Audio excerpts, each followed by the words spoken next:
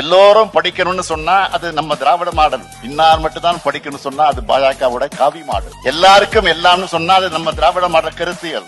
எல்லாம் ஒருவருக்குன்னு சொன்னா அது ஆரிய கருத்தியல். இதுதான் 2000 ஆண்டுகளா இந்த சமூகத்துல நடந்துட்டு இருக்கக்கூடிய போர்.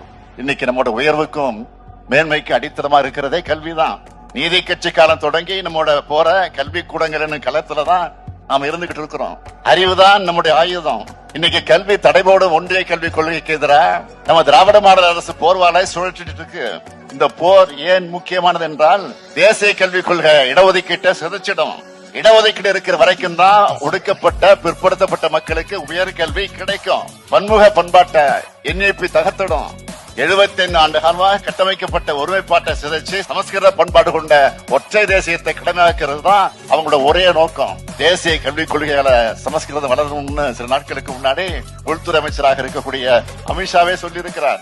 எது நடக்கும்னு நாம தொடர்ந்து எச்சரித்தோமோ அதை உள்துறை அமைச்சர் உறுதி செஞ்சிருக்கிறார். தமிழ் உள்ளிட்ட மாநில மொழிகள் அனைத்தையும்